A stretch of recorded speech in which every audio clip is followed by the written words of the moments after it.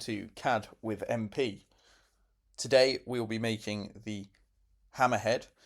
This is following the plans that you will also follow in the metalwork component of your design make tasks. All of the instructions and engineering drawings will be popped into the OneNote so you can follow along and make sure that your model is accurate. So I'm going to begin by creating a sketch, and I'm going to work on one of the upright planes. I'm going to click the shortcut L for line.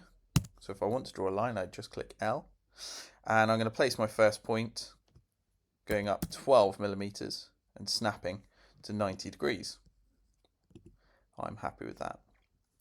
I'm then going to go to this bottom point here and draw the bottom of the hammerhead to 40 millimeters. And I'm happy with that.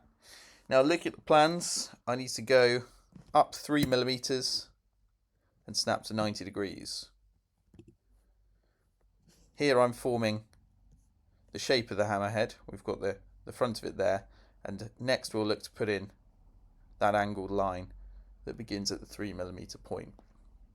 How am I going to do that? Well, I need to be nice and accurate here, so I'm going to work using construction lines rather than solid lines, as I'm sort of thinking on paper at this point, and I'm just trying to work out where the next sort of top point needs to go. Now I know, looking at the plans, that we need to go 15 millimeters in from the back datum point, so I'm going to type 15, and we need to go 12 millimeters up from this bottom datum point. So I'm going to click there and go up 12. Okay, so removing the construction line, I know that if I click L for line and go up from my 3 millimeter point, I can then go to the point that we worked out was 15 back from the back datum point and 12 up from the base datum point, and that gives me that angle that you see on the plans at the back of the hammerhead.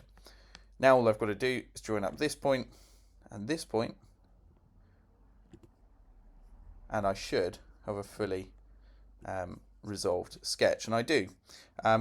Looking back at my plans, that looks a fairly similar shape, or exactly the same as on the orthographic drawing that's been provided. So I'm happy with that.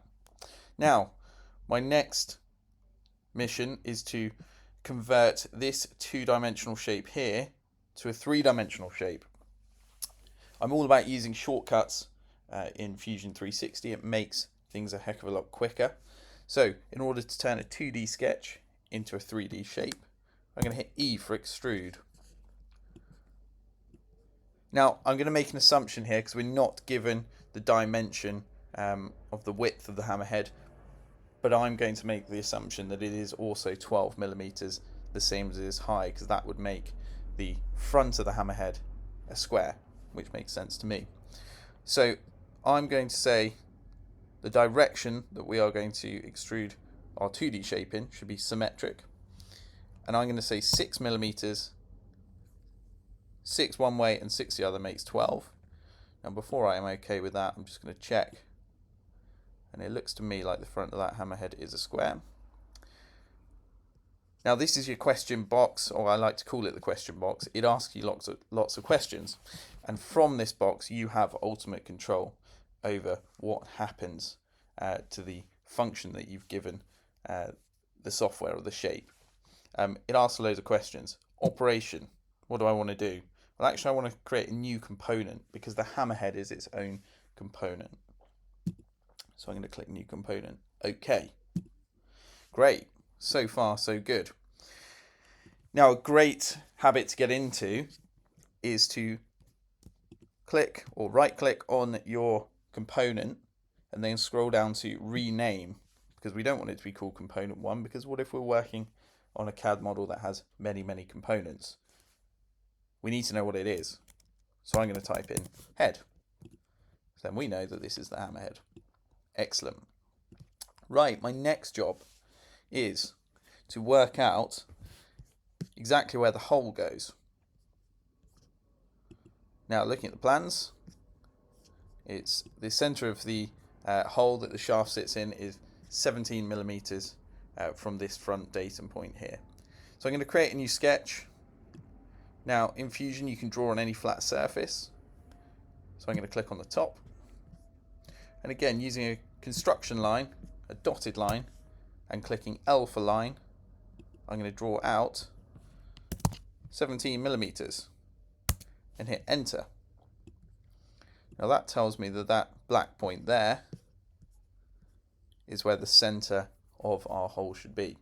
So at this point I'm going to unclick the construction line because we want a solid line that we can action a fully resolved shape, and I'm going to click the center point here.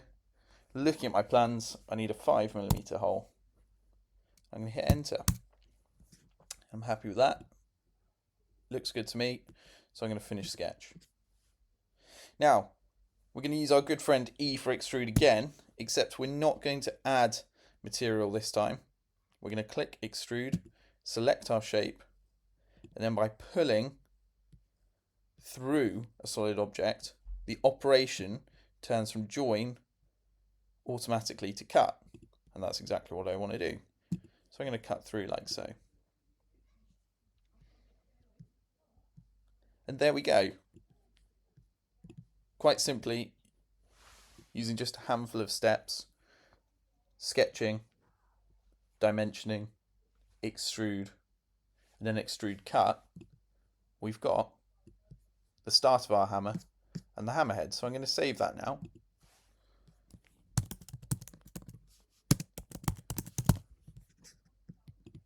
And there we go.